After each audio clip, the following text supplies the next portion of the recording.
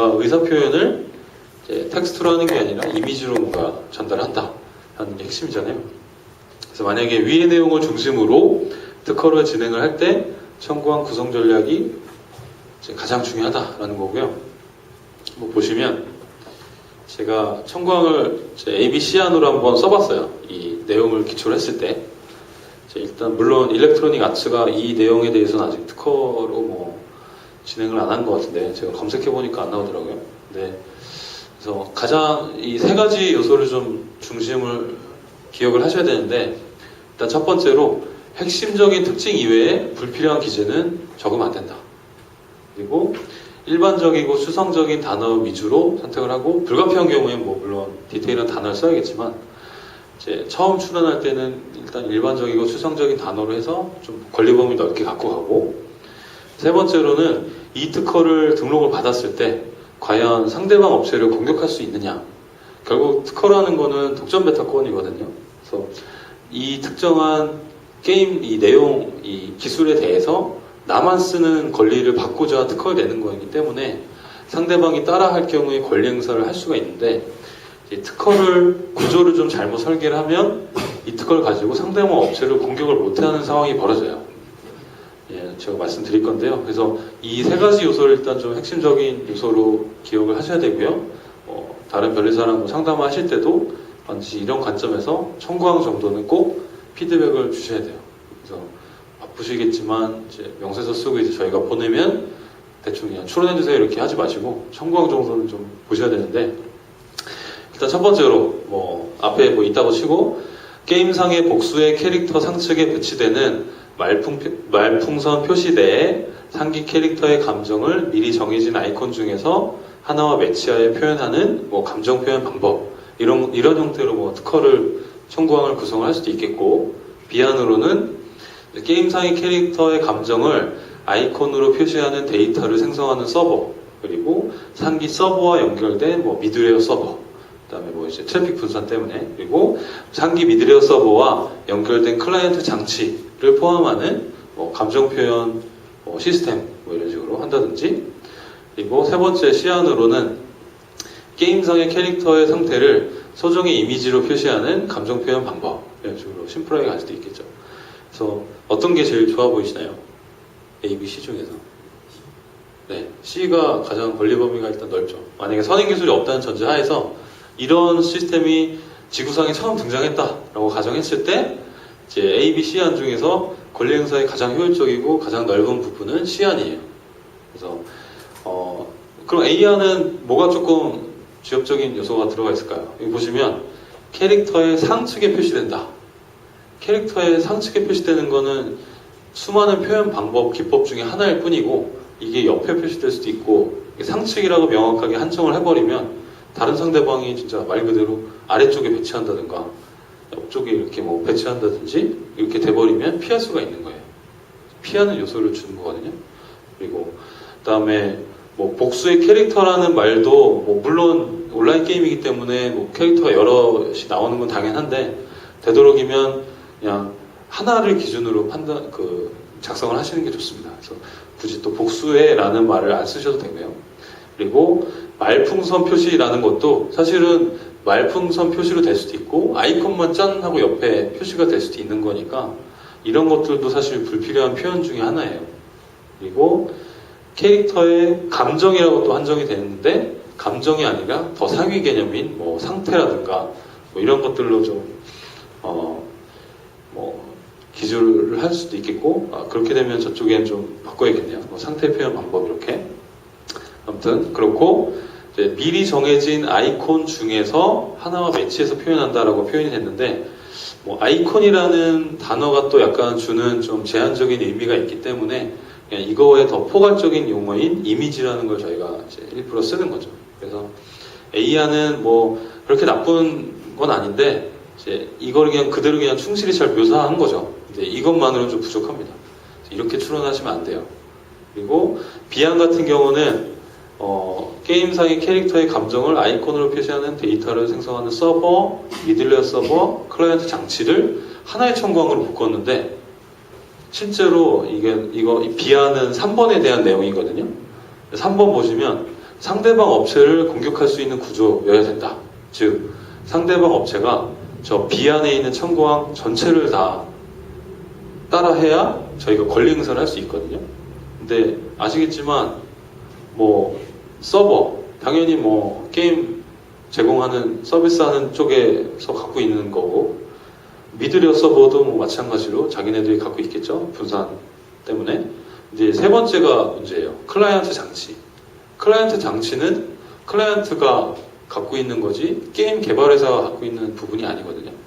그러니까 이게 BM 특허에서 가장 대표적으로 잘못 쓰는 부분인데 저런 클라이언트 장치와 서버를 혼용해서 하나의 청구항으로 써버리면 어느 누구에게도 이제 그걸 책임을 물을 수가 없게 돼요. 서버면 서버, 클라이언트면 클라이언트 이런 식으로 분리를 해야지 침해 주체에 대한 문제거든요. 그래서 침해 주체가 뭐 이제 공동 불법 행위 이런 뭐 형법상의 논리를 뭐 적용을 하려고 하는데 이제 법리상으로는 적용이 불가능한 부분이어서 결국에는 침해자는 하나만 존재해야 돼요. 그리고 그 침해자는 이 청구항의 내용을 온전히 다 그대로 따라해야 침해가 되는 거예요. 근데 비안 같은 경우는 서버 뭐 이런 클라이언트 장치 이런 것들이 하나의 청구항이기 때문에 저희가 게임회사 상대방 게임회사가 따라한다고 하더라도 이걸 가지고 권리 행사하기가 쉽지가 않습니다. 미국은 명확하게 판례로 이 비안 같은 청구항을 쓰지 말라고 언급을 하고 있어요. 서버에 대한 내용만 쓰든 클라이언트에 대한 내용만 쓰든 방법으로 뭉뚱그려 쓰든 셋 중에 하나만 해라 라고 얘기를 하고 있고요. 시안 같은 경우는 이제 게임상의 캐릭터 상태를 소정의 이미지로 표시한다. 이건 서버 측에도 적용되는 얘기고 클라이언트가 봤을 때도 이렇게 표현이 되는 거니까 이제 다 적용이 될 수 있는 거죠. 그래서 되도록이면 시안과 같이 진행을 하시고 그다음에 만약에 이런 비슷한 선행 문헌이 만약에 붙어와서 중간에 이제 출원하고 나서 의견 제출 통지서 이런 중간 사건이 발생하면 그때는 조금 좁혀서 줄이는 방법도 있겠죠. 하지만 시안이 처음 진행할 때는 가장 좋은 난입니다. 그래서 이런 식으로 핵심적인 특징만 쓰고 일반적이고 추상적인 단어만 쓰고 게임의 본질적인 보호받고자 하는 그 부분만 타겟팅하는 거지 뭐 불필요하게 뭐 사람이 몇 명이네 뭐 배경이 어떻게 되네 이런 것들은 전혀 쓸 필요가 없어요. 말풍선에 대한 내용만 받으려고 하는 거니까. 두 번째로 뭐 아까도 나왔던 케이스인데 뭐 신야구를 뭐 게임 특허 청구항으로 만든다라고 했을 때 이제 위의 내용을 중심으로 특허로 진행을 한다라고 본다면 이거는 또 다른 관점에서 제가 설명을 드릴 건데 여기 게임을 보셨죠? 보시고 이 내용 안에서 특징적인 부분이 뭐 여러 개가 있을 수가 있어요. 그러니까 심지어는 그냥 말풍선 하나만 타겟팅해서 좋은 청구항, 안 좋은 청구항 이런 걸 써드렸는데 이거 같은 경우는 일단 이 아이디어가 이제 이렇게 나와 있으니까 뭐 예를 들어 관절 일부가 생략된 캐릭터를 표현하는 거에 대한 권리를 받고 싶다. 혹은 뭐 실제 야구 선수의 이미지를 형상화한 거를 뭐 받고 싶다라든지 캐릭터의 시각화된 상태 정보를 제공하는 것을 예를 들어 여기 뭐 컨디션 표시하는 이 원형 이 표시 이쪽을 상태 정보를 제공해주는 이 UI를 받고 싶다라든지 포인트가 여러 개가 있을 수 있어요. 그러면 이 포인트를 어떻게 잘 융합시켜서 어떤 거를 가장 중점을 둬서 기술할 것이냐 이것들도 이제 결정을 하셔야 돼요. 궁극적으로. 그래서 뭐 A안, B안, C안 뭐 셋 중에 누가 좋고 안 좋고 이런 측면은 아니고요. 이 부분은 그냥 이런 다양한 안들을 나올 수 있다. 청구항을 이렇게 1항, 2항, 3항 이렇게 구현할 수도 있겠죠. 그래서 머리부, 몸체 및 팔다리가 분절된 야구 캐릭터를 표시하는 단계를 포함하되 머리부에 구현된 얼굴 형태가 상기 야구 캐릭터별로 상이하다. 그러니까 서로 다 다른 얼굴을 갖고 있다는 야구 게임 제공 방법 이런 식으로 청구항을 쓸 수도 있고 비안 같은 경우는 야구 캐릭터의 현재 상태를 표시하는 상태 표시부 이 부분을 포함하는 야구 게임 제공 시스템 이런 식으로 상태 정보에 대해서만 포커스를 맞춰서 진행을 할 수도 있겠고요.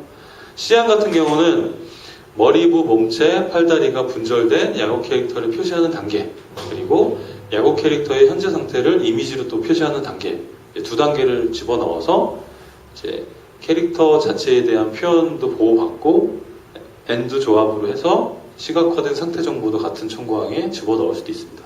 따로따로 할 수도 있고. 그래서 A안, B안, C안 이런 다양한 형태의 청구항들이 나올 수 있다. 그래서 제가 이렇게 그 청구항을 쓸 때도 이렇게 한 사람이 할 때도 아주 다양한 청구항이 나오는데 이제 서로 다른 변호사님이 쓰시면 아주 다양한 예들이 나오겠죠. 그래서 그 중에서 어떤 안으로 가는 게 가장 좋으냐라는 거는 이제 대표님이랑 같이 상의해서 변호사들이 같이 판단을 해야 되는 부분이고요. 이런 식으로 청구항을 좀 풍부하게 다양한 관점에서 접근할 수 있다는 겁니다. 그리고 게임 특화에 대한 기타 전략 포인트를 몇 가지만 찝어드릴게요. 유행 주기가 굉장히 빠르죠, 사실. 그래서 뭐 요즘 캐주얼 게임 같은 경우는 사실 뭐 한 달이면 뭐 질리기도 하고 뭐 그런 부분이 있는데 그렇기 때문에 우선 심사 제도를 뭐 적극적으로 활용을 할 수가 있습니다. 그래서 출원을 하고 원래 요즘엔 통계적으로 뭐 한 1년 2개월 정도 걸리는데 우선 심사 제도를 활용하면 3개월 안에 이제 결과를 받아볼 수가 있습니다. 굉장히 빨리 심사를 해주는 제도고요. 대신에 이제 추가 비용이 좀 발생하겠죠. 특허청이 납부하는 비용이 좀 증가를 합니다. 그리고 출원 계획, 뭐 특허를 뭐 낼 만한 포인트가 있다라고 하시면 반드시 출시 전에 출원을 진행하셔야 돼요. 뭐 CBT, OBT 이런 것들, OBT 같은 경우는 사실 완전히 그냥 공개를 한 상태라고 보고요. CBT 같은 경우도 그 CBT 참가하는 이제 베타 테스트 유저들이 뭐 비밀 유지 계약을 맺은 상태도 아니고 하기 때문에 그래서 충분히 외부에 뭐 오픈하고 할 수도 있거든요. 그러니까 베타 테스트 전에는 반드시 출원 계획이 있으시다면 출원을 완료하시는 게 좋습니다. 그리고 뭐 좀 급하게 일단 CBT라도 진행을 해야 된다라고 하시면 CBT 유저들한테 ND 같은 계약서를 좀 받아 놓으시는 게 중요해요. 그래서 이 게임 하면서 뭐 외부로 알리지 않겠다라든지 뭐 매 출시 전까지는 좀 비밀 유지하겠다라든지 그런 부분이 있어야 좀 보호를 받으실 수 있고요. 실수로 뭐 오픈했다, 오픈하고 나서 이제 출원하려면 예외적으로 이제 공지외 적용 주장 출원이라는 특허법 30조에 나온 규정을 이용을 해야 되는데 그러려면 좀 증빙 자료가 복잡합니다. 각각 공지 행위들마다 다 입증자료 내야 되고 그다음에 다 서류도 다 꾸며야 되고 해서 저희 스타트업 중에서도 그 6월에 서비스 론칭을 하고 9월에 이제 출원하고 싶다고 해서 찾아오셨는데 그 3개월 동안 마케팅을 너무 잘하셔가지고 신문기사니 뭐부터 해서 이 보도자료를 엄청 내셨더라고요. 그래서 그 자료 다 수집해서 다 신고를 해야 이제 예외적으로 등록을 받을 수가 있어요. 그래서 그 과정이 굉장히 복잡하기 때문에 그냥 출원 전에, 출시 전에 출원을 하시는 게 좋다라는 거고요. 그 다음에 향후 적용될 뭐 버전 입증용 아이디어를 미리 출원하는 것도 방법입니다. 비용 세이브할 수 있는 방법이기도 하고요. 그래서 첫 번째 버전에서는 없지만 두 번째 버전은 뭐 유저 간의 1대1 대결 기능을 넣겠다 그러면서 뭐 추가 기능이 들어가겠죠. 그런 것들을 만약에 특허성이 있다라고 판단하시면 아이디어를 미리 출원하시는 방법도 있습니다. 그리고 이 마지막 부분은 뭐냐면 요즘 뭐 온라인 커머스도 그렇고 이 플랫폼들에서 상표라든가 특허 이런 분쟁의 소지가 있으면 그 물건이나 물품을 올린 사람들한테 이 문제를 해결하고 오지 않으면 내가 등록을 안 시켜주겠다라고 요구를 하는 경우들이 있어요. 그래서 티켓몬스터도 그렇고요. 그다음에 어디죠? 이런 소셜 커머스 이런 쪽에서 주로 많이 좀 벌어지는 일들인데 그래서 상품을 안 올려준다거나 상표 등록이 되기 전까지 뭐 안 올려주고 하는 경우도 있고 애플이나 뭐 구글 스토어에서도 이제 특허 분쟁의 조짐이 있어서 뭐 경고장이 접수되고 하는 건들은 애플이나 구글이 알아서 삭제를 해버립니다. 동의 없이. 그래서 이런 부분에 있어서 이제 아니다 이거 내가 게임 특허 등록을 받은 부분이다 라고 어필을 할 만한 이제 등록 특허가 없으면 바로 삭제를 그냥 당할 수밖에 없겠죠. 그래서 뭐 이제 대표적인 예가 캔디 크러쉬 사가 이 킹닷컴에서 이제 그 퍼즐 관련된 게임들을 막 고소를 해가지고 애플에서 대다수의 비슷한 류의 게임들이 강제로 삭제가 됐습니다. 그게 원칙적으로 법원에서 제대로 판단을 받아서 침해인 게 확정이 되면은 삭제를 하는 게 맞는데 이제 애플이라든가 그런 방침, 스토어의 방침이 분쟁이 여지가 있는 것들은 애플이 뭐 임의로 삭제할 수 있다라는 조항이 있거든요. 그래서 이런 것들을 이제 이 신청이 왔을 때 적절하게 이제 우리 이 등록번호 몇 번에 대한 등록권자이고 이 게임은 등록 특허로 보호를 받고 있다라고 어필을 하지 않으면 강제로 삭제되는 경우들이 많습니다, 요즘에. 그 부분을 좀 준비를 하시면 좋을 것 같고요. 세 번째로 이제 게임 상표 전략에 대해서 설명을 드리겠습니다. 이제 특허와 좀 약간 다른 제도인데, 일단 상표의 기본 제도에 대해 좀 간단하게 설명드리고요. 그리고 이제 게임 상표 분쟁 관련된 케이스를 좀 말씀드리고, 그다음에 상표 보호 전략에 대해서도 정리해드리겠습니다. 게임 쪽에서 봤을 때 상표란 결국엔 타이틀이라고 보시면 돼요. 일단 게임의 이름, 타이틀, 그리고 뭐 이런 이제 이미지화된 뭐 로고라든가 이런 이제 뭐 그런 제품들 이름을 이제 상표, 서비스표라고 이해하시면 되는데, 최근에 이제 가장 크게 났던 거는 미국에서 상표 이슈가 캔디 크러쉬 사가에서 캔디 크러쉬 사가 게임에 캔디라는 단어를 게임류에 독점을 받았어요. 킹닷컴이. 캔디라는 단어가 게임 쪽에 들어가면 상표권 침해가 되거든요. 미국에서. 그래서 여기 미국 개발자들이 되게 분노해서 일부러 캔디라는 단어를 무수히 많이 집어넣어서 막 가라로 앱스토어에 막 올리기도 하고 했는데, 그래서 아니 어떻게 이럴 수가 있느냐, 캔디라는 일반적인 단어를 한 사람이 독점한다는 게 말이 되느냐 하고 해서 이제 막 뒤에 보시면은 네, 일단은 이제 캔디라는 단어가 여기 보시면 네, 여기 출원 공고가 나서 이제 등록을 다 받았고요. 킹닷컴 리미티드라는 회사가 이제 갖고 있고, 류가 구류, 네, 여기 굿즈 앤 서비스, 여기 이제 지정 상품에 대한 건데, 구류인 컴퓨터 소프트웨어, 어플리케이션, 다운로드 가능한 뭐 전자 프로그램 이런 것들이 다 캔디 단어를 독점을 해버렸어요. 킹닷컴이. 그래서 막 화가 난 게임 개발자들이 이에 화가 난 개발자들이 뭐 캔디잼이라는 반란군을 조직해서 100개 이상의 캔디 폭격을 막 했다. 그래서 뭐 캔디, 뭐 This game is not about candy, 뭐 캔디, 뭐 캔디 언더바 게임 뭐 이런 식으로 일부러 막 올리고 막 항의하는 식으로 이렇게 진행을 했다고 해요. 그래서 이 얼핏 보면 뭐 불합리한 것 같다라고 생각이 드실 수 있어요. 근데 저희 법리적으로 봤을 때는 특별히 문제가 되진 않거든요. 뭐 네티즌 의견도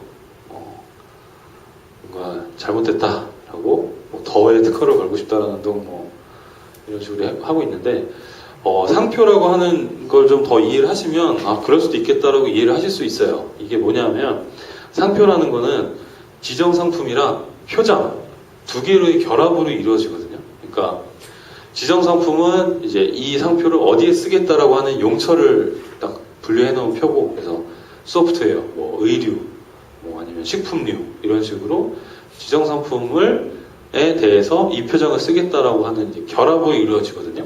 그래서 이 캔디 크러쉬 사가 케이스 같은 경우는 게임 어플, 게임 쪽에 캔디라는 걸 쓸 거예요 라고 선언을 한 거고요. 그래서 상표에 등록 요건이 있는데, 이게 식별력이 있어야 상표로 보호받을 수 있고요. 그 다음에 선등록 상표가 없어야 등록을 받을 수 있어요. 중복되면 안 되니까. 그래서 이 식별력이라고 하는 부분은 특정인의 상표로 인식이 될 수 있냐 없냐라는 거예요. 그러니까 예를 들어 우리은행 같은 경우는 식별력이 없어요. 우리은행은 국민은행을 내가 쓰면 국민은행이 우리은행이고, 뭐 농협을 쓰면 농협이 우리은행인데, 우리은행이라는 일반적인 단어를 이제 이게 물론 지금은 많이 쓰기 때문에 우리은행 하면 그냥 그 우리은행을 떠올리는데, 전신 한미은행을 떠올리는데, 뭐 그런 식으로 특정인의 상표로 보여지느냐라는 거를 이제 식별력이라고 합니다. 그래서 그리고 선등록 상표는 이제 중복되면 안 되니까. 그래서 캔디라는 단어 자체는 일반 명사가 맞아요. 당연히 맞지만 게임 어플에 대해서는 어떠한 관련성이 없기 때문에 식별력이 인정이 될 수가 있습니다. 그러니까 뭐냐 하면 쉽게 얘기해서 애플이라는 회사도 애플이라는 단어도 일반적인 단어잖아요, 사실은. 네. 사과라는 단어인데 이게 전자제품이랑 전자제품 개발하는 제조업에는 아주 특별한 의미를 지니죠. 식별력이 있죠.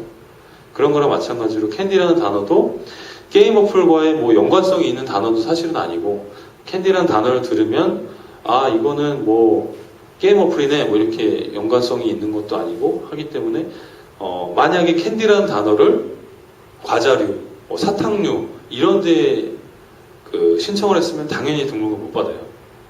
이게 두 개가 같이 이루어진다고 말씀드렸잖아요. 그래서 캔디라는 표정을 지정상품을 사탕류, 과자류 이런 걸로 지정했으면 이제 과자류 쪽에는 캔디라는 단어가 완전히 일반적으로 쓰이는 단어이기 때문에 이제 이 캔디라는 단어를 들으면 그냥 이 제품의 뭐 종류나 종류라든가 이 안에 뭐가 들어있는지 그거를 파악하는 내용물에 대한 정보라고 인식을 하지 이게 캔디가 뭐 A라는 회사의 상표구나 라고 인식을 절대 못하죠. 캔디라는 단어는. 그렇기 때문에 이 캔디라는 단어를 전자제품이나 어플리케이션 쪽에 쓰면은 캔디라는 딱지가 붙어 있으면 이 회사에서 만든 게임이구나 라는 걸 인식을 할 수 있다 라는 이제 식별력을 인정을 받을 수 있는 거예요. 그래서 예를 들어서 애플이라는 아주 일반적인 단어를 전자제품 쪽에 사용을 해서 식별력을 얻을 수 있는 거고요. 그다음에 카카오라는 뭐 아주 초콜릿의 원료인 카카오라는 단어를 마찬가지로 어플리케이션 쪽에 지금 잘 쓰고 있죠. 그래서 카카오라는 이름을 들으면 이거 어플리케이션 만든 회사라고 인식을 하고 있는 거고 뭐 윤가만 형제 이런 것들도 이제 뭐 공연 기획업으로 일반적인 단어이지만 어떤 지정 상품에 쓰는지에 따라서는 등록을 받을 수가 있어요.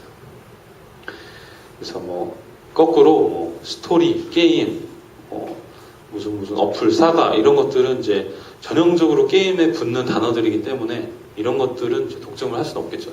특정한 개인이. 그렇습니다. 그래서 결국에는 일반적인 단어라도 어떠한 지정 상품, 용처가 어디냐에 따라서 이제 등록을 받을 수도 있다라고 하는 거고요. 식별력이 있는 경우에는 이제 타인보다 먼저 선점을 하는 것이 굉장히 중요합니다. 지금 제가 케이스를 또 바로 말씀을 드릴게요. 이 뒤에 있는데 이 선점한다는 게 굉장히 큰 의미가 있는 게 특허는 사실 뭐 내가 기술을 개발하고 꼼지락꼼지락 하다가 누가 먼저 베껴서 출원하게 되면 사실은 출원을 하더라도 제가 원래 이 결과물을 만들었다는 기록을 갖고 있으면 제3자 권리 없는 사람의 특허를 무효시킬 수 있어요. 가능한데 상표는 그런 제도가 없어요. 그래서 다른 사람이 나의 상표를 몰래 독점을 해버렸다라고 하면은 사실 구제 방법이 마땅히 없습니다. 그 상표를 갖고 올 수 있는 방법이 없어요. 그래서 자발적으로 포기하게 만든다든지 꼬꼬면이 아마 그런 대표적인 사례인데 뒤에서 다시 말씀을 드리겠습니다. 어쨌건 선점하는 게 특허만큼 중요하다. 상표도 말씀드리는 거고요. 이제 상표 뭐 대략적인 내용을 말씀드렸는데 좀 더 이제 이론적인 부분을 좀 설명을 드리면 상표는 결국엔 자타 상품의 식별 기능, 즉 나의 상품을 뭐 다른 상품과 대비되게 이제 비슷한 뭐 요즘 다 스마트폰은 다 비슷하게 생겼는데 이제 삼성이라고 써 있냐, 애플 사과 마크가 붙어 있냐에 따라서 금방 출처를 식별을 하게 되죠. 그래서 이게 어떤 회사의 상품이냐라는 걸 바로 알 수 있게 식별 기능을 한다. 그리고 두 번째로는 출처 표시 기능을 한다. 그러니까 어디 회사에서 만들었는지 그 출처를 금방 파악할 수 있는 기능이 있고 애플이 만들었기 때문에 뭐 아주 뭐 좋은 제품일 것이다 라고 하는 품질 보증 기능 신뢰가 들어가는 거죠. 결국에 상표에 대해서 품질 보증 기능이 되는 거고요. 그 다음에 뭐 파생적으로는 뭐 광고 선정 기능, 뭐 이 제품을 내가 씀으로써 쓰고 전화를 받고 할 때 로고를 지속적으로 다른 사람한테 노출을 시킴으로써 제 스스로가 지금 애플 제품을 간접적으로 또 광고를 하고 있는 거예요. 그런 광고 선정 기능도 역할을 할 수 있는 거고 재산적인 기능이라고 해서 상표를 독립적으로 떼어서 팔 수도 있습니다. 애플 같은 경우는 아이패드라는 상표를 중국에서 아주 큰 돈을 들여서 구입을 했어요. 애플이 그 아이패드라는 상표가 다른 회사에서 먼저 선점을 하고 있었기 때문에 분리해서 이제 구입을 할 수도 있고요. 그리고 뭐 상표, 엄밀하게 얘기하면 상표, 서비스표, 뭐 지리적 표시, 단체 표장, 업무 표장, 증명 표장 이런 종류들이 있는데 그냥 상표랑 서비스표 정도만 구분을 하시면 되고요. 나머지는 크게 쓰이는 부분들은 아니어서 상표법상의 상표는 상품에 붙는 표정을 상표라고 해요. 상품. 그러니까 눈에 보이는 상품.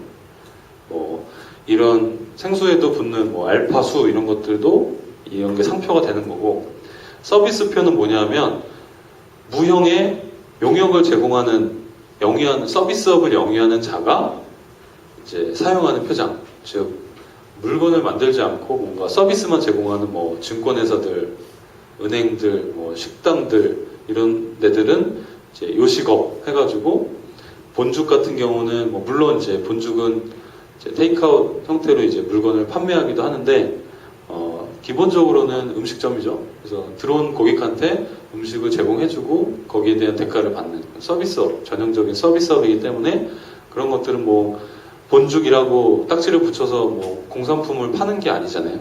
그것들은 서비스표예요. 엄밀히 얘기하면. 그래서 서비스업에 대해서 쓰는 걸 서비스표라고 한다. 그래서 게임은 게임 타이틀에 붙는 거는 상표, 게임 소프트웨어에 붙는 뭐 스타크래프트 2 이런 것들은 이제 상표가 되는 거고, 블리자드는 서비스표가 되는 거죠. 게임을 제공해주고 제작하고 퍼블리싱하는 서비스업에 대해서는 서비스표가 되는 거예요. 그리고 뭐 지리적 표시, 단체 표장, 업무 표장, 증명 표장 이런 거는 그냥 이런 게 있구나 라고 넘어가시면 되고요. 그리고 상표랑 비슷한 개념이 상호라는 개념이 또 따로 있는데 이거는 좀 많이 다른 부분입니다. 그래서 상호는 그냥 회사 이름이라고 보시면 되고요. 상표는 물품에 부착되는 표장이기 때문에 좀 구분이 되는 부분이죠. 물론 회사 이름이 제품 이름이기도 하고 서비스표 이름이기도 할 수 있는데 좀 분리해서 생각을 하셔야 됩니다. 그래서 상호 같은 경우는 그냥 상법상 어디서 신고하죠? 그 세무서 가서 그냥 뭐 사업자 등록증 받을 때 이제 제출하는 이름이 상호가 되는 거고, 그 상호를 상표 출원해서 등록을 제대로 받으면 그게 상표권이 되는 거예요. 등록되기 전까지는 상호는 뭐 특별한 독점성이 없습니다. 그래서 뭐 주식회사 땡땡 이런 식으로 뭐 제조업체 같은 경우는 예를 들어서 주식회사 대성, 그래서 대성 정기니 뭐 해서 대성이란 이름 상호를 갖는 회사는 무수히 많죠. 우리나라에 되게 많은데 상호라는 거는 독점성이 없기 때문에 그렇게 여러 똑같은 회사 이름이 있어도 상관없는 거예요. 대신에 상표 같은 경우는 딱 그 지정 상품, 지정 서비스업에 대해서 한 사람만 독점을 할 수 있기 때문에 이제 중복해서 똑같은 상표를 쓸 수가 없는 거죠. 상호랑은 좀 다른 개념이고요. 그리고 도메인 이름도 뭐 요즘에는 뭐 도메인 자체가 뭐 상표적인 역할을 굉장히 많이 하죠. 따따따 점 뭐 네이버닷컴 이런 것들 보면 이제 그 도메인은 단순히 사실은 인터넷 브라우저를 이용해서 그 해당 서비스 홈페이지를 접속하기 위한 주소일 뿐인데 이게 이제 상표적인 역할까지 이제 하고 있습니다. 그래서 뭐 출처 표시 기능을 할 수도 있고 뭐 도메인의 분쟁이 발생할 수도 있다는 거고, 이제 등록 요건이 있는데 이거는 그냥 나중에 상표 출원할 때 한번 직접 경험을 해보시면 아마 아실 수 있는 부분이에요. 그래서 뭐 식별력이 있어야 된다. 그래서 보통 명칭 안 된다. 뭐 예를 들어 뭐가 있을까요? 뭐 아주 일반적인 그 제품에서 통용되는 일반적인 단어, 뭐 예를 들어 선풍기라는, 그러니까 전자제품에 선풍기라는 단어를 상표로 출원했다? 이런 것들은 진짜 완전히 보통 명사이기 때문에 그래서 중요한 부분이 특정 상품과 관련해서가 됩니다. 그래서 아까도 말씀드렸지만 애플이라든가 뭐 캔디 이런 단어를 그 관련된 지정상품에 쓰면 당연히 등록이 안 되는데 전혀 다른 지정상품에 쓰면 상품과의 관련성이 없어서 보통 명사가 아니기 때문에 이제 등록을 받을 수 있는 거죠. 그리고 관형 표정 같은 경우도 원래는 특정인의 상표였는데 너무 유명해져서 아니면 뭐 대중들에게 이제 알려져서 이제 상표로 인식이 아예 안 되는, 예를 들어 스카치 테이프 이런 거는 원래 3M에서 나온 브랜드 이름이거든요. 스카치 테이프. 근데 그냥 투명해서 그냥 붙이는 것들은 다 스카치 테이프라고 부르죠, 저희가. 보통 명칭처럼 얘기를 하니까. 그래서 이런 것들은 이제 식별력이 없어서 보호가 안 된다라는 거고. 그래서 제3자가 스카치 테이프라는 단어를 따라 쓸 수가 있는 거예요. 보통 명사가 됐기 때문에. 뭐 기술적 표장, 이제 그 상표의 이름을 들었을 때 그 상표가 어떤 내용에 있는 상표인지 직감할 수 있으면 이제 그것도 등록이 안 됩니다. 그래서 뭐 여행 박사, 파출 박사 이런 것들은 이름을 딱 들으면 아 이거는 뭐 파출부 뭐 인력 파견에 관련된 서비스겠거니라는 걸 직감하잖아요. 워낙 단어가 너무 노골적이기 때문에. 그래서 그런 것들은 이제 특정인에게 독점을 해줄 수 없다라고 해서 이제 등록을 안 해주고 있습니다. 그리고 뭐 종로학원 이런 것들도 뭐 종로에 있는 학원이겠거니라고 이해를 하게 되니까 이것도 마찬가지로 이제 기술적인 표장이다. 이제 그 상품이나 서비스업의 성질을 나타내는 그냥 수식어에 불과하다라고 한다면 등록을 받을 수가 없죠. 그리고 현저한 뭐 지리적 명칭, 뭐 금강산, 뉴욕, 서울 이런 것들은 이제 일반 한 사람이 지리적 명칭을 독점하면 안 되겠죠. 그래서 등록을 못 받고요. 흔한 성 또는 명칭 이런 것들도 등록을 안 해주고 있습니다. 그리고 너무 간단하고 흔히 있으면 뭐 1, 2, 3 써 있으면 사실 저게 상표인지 뭐 무슨 뭐 코드 번호인지 상품 뭐 1년 번호인지 이런 걸 모르잖아요. 이게 상표로서 아예 인식 자체가 안 되기 때문에 짧으면 그런 것들도 등록을 받을 수 없고요.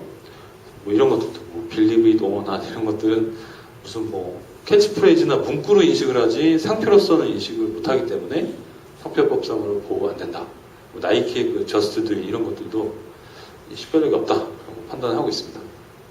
다만 이제 이런 원래는 식별력이 없었는데 이제 계속 사용을 반복하다 보니까 이제 이 거래나 일반 수요자 입장에서 아 그거는 특정인의 상표다라고 인식이 되면 이제 예외적으로 등록을 해주고 있어요.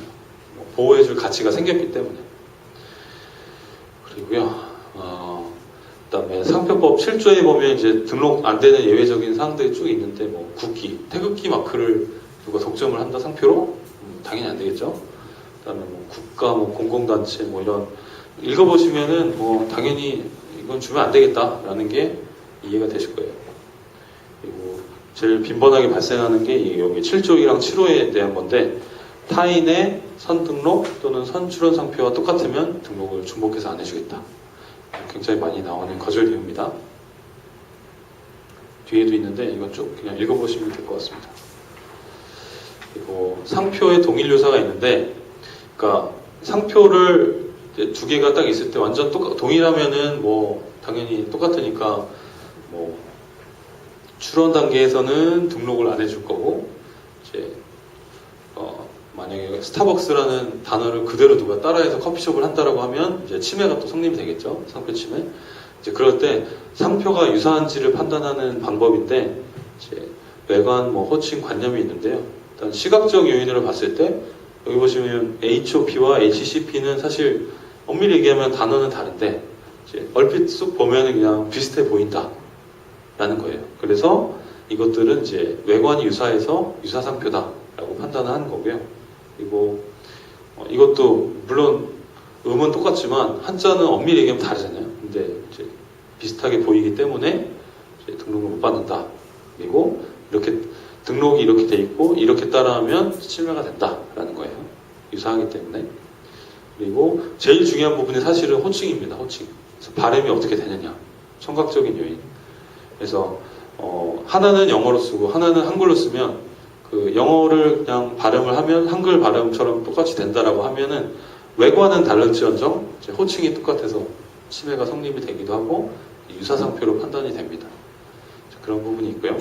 관념은 사실 뭐 크게 좌우되는 부분은 아니기 때문에 이렇게 유사 판단을 한다라는 거고요. 질문을 하는데 네. 예전에 제가 관련된 회사 중에 하나인데요. 네. 게임을 해봤는데 이름이 무크였어요. 무크요? 네. 아, MOK. 그게 이제 일반 접하 예, 구두. 팔고를 하는 데잖아요. 네.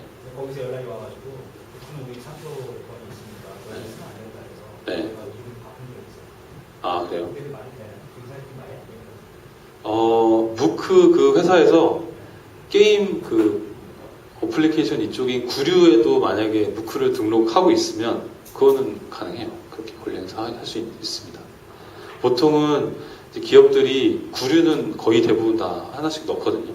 그러니까 뭐 무크가 구두 만드는데 무슨 뭐 어플을 만들 건 아니잖아요. 근데 어쨌건 간에 자기네들의 홍보 수단으로서 어플 뭐 출시를 할 수도 있는 거고 하니까 보통은 다 구류는 다 등록을 해놔요. 그래서 이름을 네. MOK가 아니라 네. 저는 MOC로 바꿨거든요. MOC로요. 네, 발음은 똑같고 그랬더니 또 문제를 안 삼더라고요. 그 무크 상표 담당자가 좀 잘 몰라서 그랬던 것 같은데 MOC로 바꿔도 침해 성립될 수 있어요. 네, 위험해요. 그것도 그런 상표도. 그래서 진짜 만약에 침해 소송하고 권리 행사했으면 아마 좀 안 좋은 일을 겪으셨을 수도 있을 것 같아요. 네. 바꾸려면 좀 화끈하게 바꿔야 됩니다.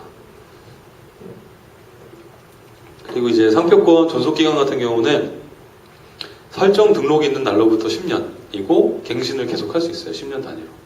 코카콜라 같은 경우는 미국 USPTO에 뭐 130년 이상 계속 유지가 잘 되고 있고요.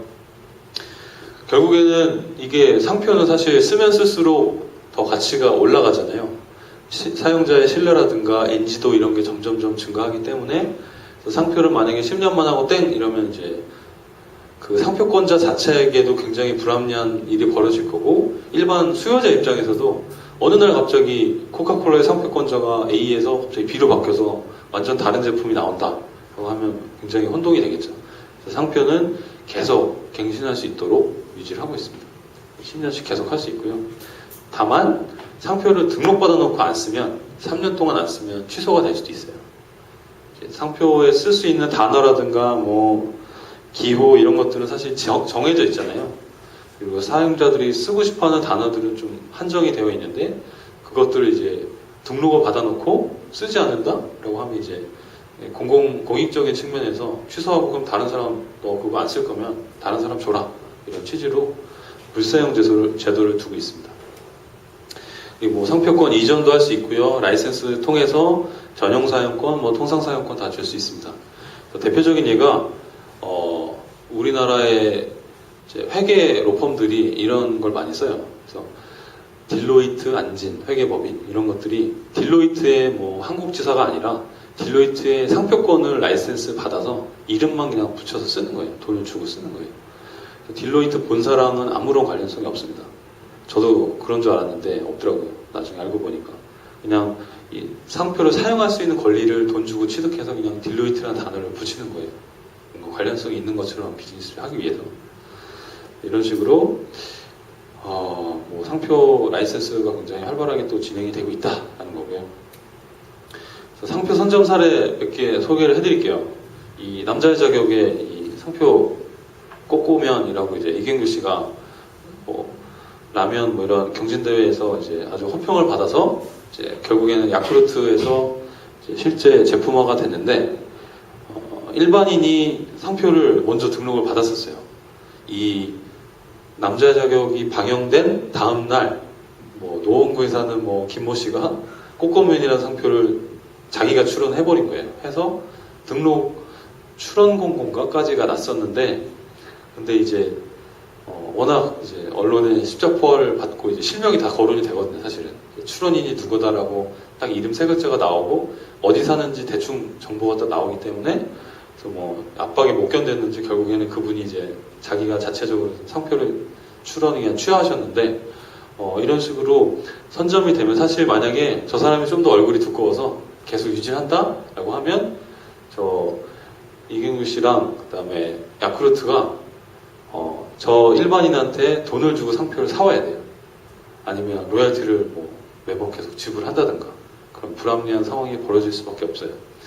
이 상표법은 유명하지 않은 상표는 선점을 당하면 이제 뭐 등록을 불허해주거나 하는 그런 제도가 전혀 없어서 본인이 그냥 조심하는 방법밖에 없습니다. 사실은 뭐 촬영하고 뭐 방영까지 한 달 이상 뭐 아마 시간 텀이 꽤 있을 텐데 그때 출원했으면 사실 깔끔한데 이거를 안 하고 있다가 이제 방영되고 나서 한참 뒤에 이제 뒷북을 치니까 꼬꼬면이 이제 선점을 당하게 된 거죠. 두 번째로 애니팡도 썬데이 토즈가 애니팡이라는 상표를 못 갖고 있었어요. 계속 오랫동안. 국민게임이라고 불릴 때 그 무렵에서도 애니팡이라는 상표는 다른 제3자가 갖고 있었습니다. 그래서 결국에는 구덴조이라는 다른 회사가 애니팡이라는 상표를 갖고 있었기 때문에 이제 썬데이 토즈가 그 상표를 계속 뺏어오기 위해서 이제 노력을 많이 했고요. 아까 말씀드린 불사용 취소 심판 이런 거 청구해가지고 결국에는 이제 애니팡이 제가 기억하기로는 이긴 걸로 알고 있어요. 그래서 뭐 소송 비용도 꽤 지불했겠죠. 거의 3심까지 갔던 걸로 기억하는데 그래서 불필요한 비용 지출을 많이 한 거죠. 그리고 뭐 이제 모든 게임 회사의 로망일 것 같은데요. 이제 크로스파이어를 둘러싸고도 이제 상표권 분쟁이 있었습니다. 이거는 되게 웃긴 게 네오이즈 게임즈랑 스마일게이트가 서로 상표권을 내 거다 이게 라고 그러니까 제작사와 퍼블리셔가 둘이 분쟁이 붙었던 케이스인데 결국에는 합의를 잘 했고 이게 아마 스마일게이트가 텐센트랑 이제 중국 정식 계약 맺고 네오이즈를 치려고 했었던 것 같아요. 내치려고 했는데 어차피 국내는 어차피 서비스를 접었었고 그래서 이제 하려다가 이제 그래서 분쟁이 있다 결국 여기는 합의를 통해서 종결이 됐습니다. 그래서 명시적으로 상표는 본인 게임은 본인이 명시적으로 획득을 하고 있는 게 가장 중요합니다. 그래서 이때 아마 제작사가 크로스파이어라는 이름을 안 갖고 있고 아마 네오이즈 게임즈 이름으로 상표권이 있었던 것 같아요. 그래서 스마일게이트가 이거 내가 만든 게임이니까 상표 나한테 돌려줘 라고 했는데 이제 워낙 중국에서 어마어마한 돈을 벌어들이고 있기 때문에 로열티가 어마어마해요. 이 크로스파이어라는 상표권에 대한 로열티가 얘기로는 조 단위의 돈을 쌓아놓고 지금 대표님이 갖고 계시다고 스마일게이트 대표님이 그런 얘기가 있는데 어쨌건 아주 대박난 게임이라 분쟁도 있었던 것 같습니다. 그래서 전략 포인트를 마지막으로 정리를 해드리면 일단 상표를 타인에게 선점을 당하면 상표에 대한 권리를 회복하기가 좀 쉽지 않습니다. 그냥 쓰는 거는 큰 무리 없이 요즘에 선사용권이라는 제도가 있어서 사용 자체는 할 수 있는데 그 상표에 대한 독점권을 다시 뺏어올 수는 없어요. 그래서 상표에 대한 권리를 회복하기가 사실상 불가능하고 요즘에 되게 황당했던 일이 또 있었는데 게임 회사는 아닌데요. 그냥 스타트업들인데 그 황금의 펜타곤 아시죠? TV에서 이제 스타트업들 나와서 비즈니스 모델 통해서 이제 경쟁하고 이제 입상하고 하는 건데 황금의 펜타곤 나왔던 스타트업 중에 일부가 상표 출원을 안 했었어요. 자기 서비스 이름에 대해서. 근데 TV에 방영이 되고 나서 다른 제3자들이 그 상표를 선점을 한 케이스가 벌써 제가 알고 있는 것만도 2번이거든요. 저희 고객 중에 계신데 그래서 아무튼 상표는 워낙 모방이 쉽고 그냥 보이면 그냥 그대로 그냥 그려서 따라 출원하면 되니까 그래서 특허와 달리 모방이 매우 쉽고 하기 때문에 서비스 출시 전에 상표 출원을 미리 최대한 빨리 진행을 하는 게 좋다라는 겁니다. 그래서 이게 상표가 특허 분쟁의 거의 몇 배 될 정도로 상표 분쟁은 굉장히 빈번하게 일어납니다. 그래서 특허는 사실 준비를 또 많이 해야 되고 상대방이 내 기술을 따라하는지 면밀하게 조사를 다 한 다음에 승산이 있다고 판단했을 때 이제 공격을 하거든요. 그렇기 때문에 분쟁 물리적인 분쟁 개수는 이렇게 많지는 않은데 상표 같은 경우는 그냥 내 거랑 똑같은 거 그냥 따라 쓰면 바로 보이니까 1초 만에 판단이 되잖아요. 침해다. 그렇기 때문에 분쟁이 굉장히 많이 발생합니다. 상표는 미리 또 출원하는 것도 굉장히 특허만큼 중요하다는 거고요. 분쟁이 네. 너무 명명백백한데 네. 똑같이 쓰면 안 된다고 지금 되어 있는 거잖아요. 예. 근데 어떻게 분쟁의 소지가 네. 사례가 애니팡 같은 경우는 어떻게 이렇게 분쟁이 되는지 애니팡이 등록이 돼 있으면 못 쓸 텐데 네. 근데 어떻게 분쟁을 해서 그걸 가지고 온다는 게 아니에요. 분쟁이라는 게 따라 쓴다는 차원에서의 분쟁도 있는데요. 그런 케이스가 아니라 이제 사용을 안 하니까 취소가 돼야 된다라는 식으로 분쟁이 발생하기도 하고요. 그러니까 누가 더 뭐 먼저 권리를 갖고 있는지 뭐 권리자에 대한 분쟁이 발생이 될 수도 있고 분쟁이라는 건 되게 좀 포괄적인 표현이라서 다양한 사례를 다 상표와 관련돼서 뭔가 이슈가 발생하면 다 이제 상표 분쟁이라고 표현합니다. 그래서 뭐 로열티 얼마를 지불해야 된다 뭐 이런 것까지. 뭐 예, 그런 것들도 다 이제 분쟁이라고 볼 수 있겠죠. 그래서 상표 같은 경우는 좀 워낙 직관적이고 침해하고 있는지 아닌지가 뭐 1초만이면 팔단이 되니까. 그래서 그리고 사람들이 뭐 그대로 베껴서 쓰는 경우는 사실 없고요. 이제 분쟁이 이제 생기는 게 비슷하게 따라했을 때가 제일 많아요. 뭐 예를 들어 뭐 본죽 이제 프랜차이즈 엄청 컸잖아요. 뭐 근데 현죽 뭐 이렇게 해서 글씨체도 되게 비슷하게 흘려가지고 이제 죽자의 기억자 쭉 빼고 뭐 이런 것까지 똑같이 따라하고 뭐 죽그릇 이런 것도 다 똑같이 비슷하게 쓰고 해서 글자만 다르니까 사람들이 뭐 이제 2차 브랜드인가 싶어서 또 오해가 충분히 있을 수 있잖아요. 그래서 그때는 본죽이 승소를 했었거든요. 그런 것도 다 분쟁이고. 그래서 현죽이 네. 상표권을 등록해서 인정받았다 그러면은 네. 이전을 본죽으로부터 뭐 라이센스를 정당하게 취득을 했으면 이제 문제가 달라지죠. 근데 현죽은 상표 출원을 독자적으로 받았지만, 그러니까 이게 좀 개념이 헷갈리실 수도 있는데, 내가 특허나 상표의 권리자다라는 사실과 내가 남의 상표나 특허를 침해한다라는 사실은 별개로 그냥 인식을 하셔야 돼요. 그러니까 침해당할 수도 있고. 침해당할 수 있죠. 그러니까 내가 특허를 갖고 있지만 내가 실제 만든 이 제품은 다른 사람의 특허를 또 거꾸로 침해할 수도 있어요. 그래서 이게 이해가 잘 되시나요? 등록이 잘못된 거 아니에요? 등록이 이게 어떤 게 있냐면요. 그러니까 좀 그림으로 설명을 드리면, 그러니까 이 이제 뭐 A 뭐 플러스 B 플러스 C 형태로 이제 A라는 요소, B, C 요소를 결합해서 이제 특허성을 인정을 받았어요. 그러면 이 뒷사람이 A 플러스 B 플러스 C를 그대로 따라 하는데 거기에 새로운 아이디어를 더 붙였어요. 그러면 이 D라는 아이디어 때문에 이 사람이 이 결과물이 또 특허성을 인정을 받을 수가 있거든요. 그래서 얘도 등록이 되고 얘도 독립적으로 등록이 또 될 수 있어요. 뭐 추가적인 아이디어를 통해서 새로운 발명이 됐으니까. 다만 여길 보시면 A, B, C, D니까 이 안에 A, B, C라는 게 들어가 있긴 하잖아요. 그러니까 이걸 그대로 생산하면 이 사람에 대한 침해는 또 발생을 하는 거예요. 그래서 로얄티를 주고 뭐 A, B, C, D를 생산을 한다거나 혹은 이 사람이 봤을 때 D라는 게 괜찮네, 나도 D 만들고 싶다라고 하면 서로 크로스 라이센스를 맺을 수가 있어요. 서로가 서로 간의 특허를 그냥 쓸 수 있게 하는. 그래서 삼성, LG 이런 대기업들도 서로 크로스 라이센스 맺기도 하고, 마이크로소프트, 뭐 구글 이런 집단들도 다 서로 그냥 특허를 공유하자 이런 식으로 할 수가 있습니다. 그래서 뭐 예를 들어 실질적인 예를 들어드리면 그 아디다스에서 나온 아쿠아 슈즈 같은 게 있어요. 이제 크록스의 전 모델인데 아쿠아 슈즈가 이제 뭐 거의 생김새는 똑같아요. 이제 뭐 이렇게 고무 재질로 되어 있고 뭐 이렇게 구멍이 뻥뻥뻥 뚫려 있어서 이제 물 다 통하고 이렇게 뒤꿈치가 약간 올라가서 이제 발뒤꿈치를 좀 잡아주는 역할도 하는데 이제 이것도 보호가 되고요. 근데 여기에 플러스 스트랩을 더 붙여서 크록스가 나왔죠.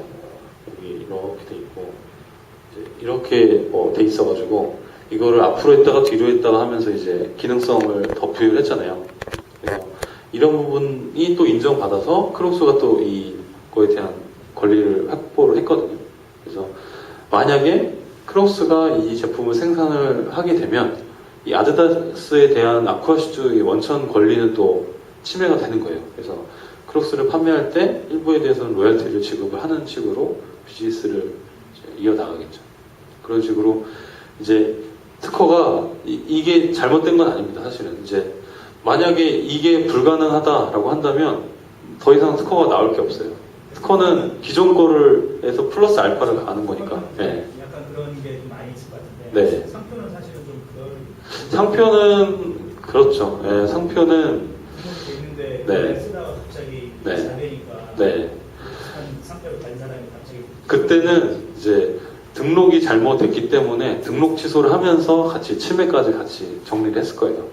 예, 등록은 또 현죽대로 등록은 됐는데 치매는 또 치매다 이런 거 아니 상표는 좀 그런 거 상정하기 좀 어렵고요. 만약에 이제 현죽에 대한 상표권을 취소하고 이제 정리를 하는 식으로 아마 법원에서 판단했을 겁니다. 네. 저기서 A, B, C, D, E를 또 제3자가 하면은 네. 그 사람은 양쪽에 다 네, 다 해야죠. 그래서 원천 특허를 다 거슬러 올라가서 A를 처음에 개발한 사람이 있다라고 하면 이 사람은 이제 계속 로열티를 받는 거예요. 대신 20년 동안 특허 존속 기간 동안. 그래서 뭐 예를 들어 화이자가 비아그라 이제 결정 구조에 대한 원천 특허를 갖고 있는데 20년 동안 이제 뭐 발기부전이라든지 뭐 그런 관련된 다양한 제품에서 다 이제 로열티를 받게 되는 거죠. 그래서 기업들이 원천 특허를 확보하기 위해서 굉장히 노력을 많이 하고 있는 거고. 이렇게 되면 이제 뒷사람들이 계속 줄줄이 이제 뭐 아마 로열티를 줘야 되죠.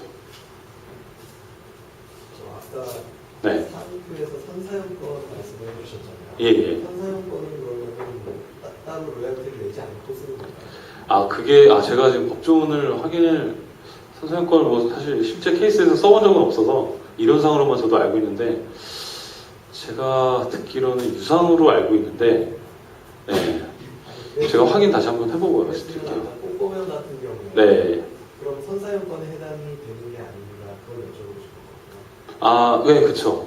선사용권에 해당이 되는데 선사용권이 최근 제도라서 아마 그때는 적용이 안 됐던 걸로 기억을 합니다. 최근에 도입된 제도여가지고요. 이런 불합리한 상황이 많이 벌어지니까 원래 등록을 뭐 못했지만 원래 쓰고 있던 사람은 보호해줘야 되지 않겠냐는 차원에서 선사용권 제도를 만들었어요. 그래서 2013년 후반에 아마 개정이 된 걸로 기억을 합니다. 네. 이 모든 이런 저작권, 특허, 예. 상표, 상호 이런 게 네. 그 등록한 나라에 한정되는 거야? 네. 저작권은 다른데 특허, 디자인, 실용신안, 상표는 그 국가에서만. 상호는 뭐 그쵸. 뭐 사업자 등록은 뭐 각 국가별로 따로 해야겠죠. 법인은. 네. 그런데 저작권은 아마 뭐 한국에서만 통용되는 저작권이다 이런 건 아니에요. 그거는 글로벌하게 다 적용이 됩니다. 대부분 게임들이 출시가 되면 네. 이제 다 전 세계 다 출시가 되잖아요. 순차적으로. 예, 예. 근데 그걸 일일이 다 어디 찾아가서 한다는 게 사실 쉽지가 않은데 네. 한번 대행해 주는 데 서비스. 보통 그래서 PCT 출원을 많이 하시죠. 그래서 PCT 체약국에 뭐 한 100, 뭐 20, 30개국 되니까 한 방에 출원하면 그 각 국가에 다 출원하는 효과가 발생을 하는 거고요. 그리고 제가 경험을 해보니까 뭐 물론 당연히 앱스토어는 뭐 다 각 국가별로 따로 있고 침해 행위는 다 각 개별 국가에서 이루어지는데 제 생각엔 메인들만 잡으시면 돼요. 그러니까 미국, 중국, 유럽 이 정도만 보호하셔도 전체 침해 배상액의 한 95%는 다 회수를 하실 수 있을 겁니다. 나머지는 다 서브라서 요즘엔 심지어 일본도 잘 안 내요. 일본이 워낙 등록 비용, 관람료는 엄청 뭐 완전히 세상에서 제일 비싼데 이제 시장도 좀 안 좋고 네, 하다 보니까 일본은 좀 많이 안 내는 경향이 있고요. 오히려 중국이랑 미국 중심으로 뭐 비용 여유가 있으면 EP 유럽 특허청 정도까지 진행을 합니다. 그래서 다 각 개별 국가 무슨 뭐 멕시코 뭐 이런 데까지 하실 필요는 사실 없고 특수성을 고려해서 뭐 플러스로 몇 개를 더 추가하실 수는 있겠죠. 네. 상표 등록 같은 건 얼마나 걸려요? 출원하고 한 8개월, 9개월 정도. 네. 그 출원까지? 출원까지요? 출원까지는 뭐 당일날도 바로 가능하죠. 상표는 서류 같은 게 복잡하지 않아서. 특허는 기술 내용 이해하고 뭐 글로 표현해야 되고 도면 그리고 뭐 해야 되는 게 있는데 상표는 그냥 BI, CI 이미지 파일만 주시면 붙여서 그냥 당일날 보통 출원합니다. 네. 예전에 한번 코트라 단단을 참석해서 네. 그런 걸 지원해준다고 하는 걸 들었거든요. 네, 지원 사업 있어요. 해외 출원비 지원 사업. 코트라에서도 한 2천만 원까지 지원하는 걸로 알고 있어요. 국가다. PCT는 뭐 700만 원인가 그렇고. 그래서 아마 예산 소진이 되지 않았을까 싶은데 내년 초에 뭐 노려보셔도 되고요. 예. 그리고 거기 말고 여기 경기니까 경기 TP나 경기 테크노파크 이쪽에 그 문의해 보시면 출원비 지원 사업도 따로 있거든요. 그래서 특허는 뭐 한 100만 원, 상표는 뭐 20만 원, 디자인 20만 원 이렇게 지원해 줍니다.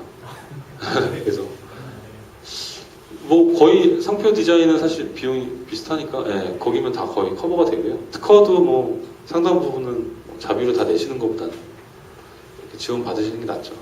그리고 뭐 창진원에서 하는 뭐 이런 뭐 R&D 사업이라든가 뭐 스마트 앱 창작터라든가 뭐 중기청 사업들도 되게 많잖아요. 그런 것들 이제 과제 따서 이제 진행하시면 예, 그때 이제 간접비 형태로 뭐 출원비로 쓸 수도 있고요. 사업비 중에 일부를 그런 식으로 활용하시는 스타트업도 많이 있습니다. 주변에 자비로 하기엔 좀 많이 부담이 되니까 그런 제도를 좀 적극 활용하시면 나중에 따로 뭐 한번 연락 주시면 저희가 정부 지원 사업 같은 거를 뭐 매달 정리해서 공유를 하고 있거든요. 고객들한테 도움 되실 거예요 아마. 네. 그렇습니다. 네, 추가로 뭐 궁금한 거 나중에 따로 뭐 언제든 좀 뭐 여기 연락처 있으니까요. 뭐 메일이나 주소나 뭐 메일이나 이메일이나 전화번호나 뭐 다 괜찮으니까요. 연락 주시면 뭐 제가 도와드릴 수 있는 부분은 도와드리도록 하겠습니다. 네, 그러면 2시간 동안 듣느라 수고하셨고요. 예, 고생하셨습니다. 감사합니다.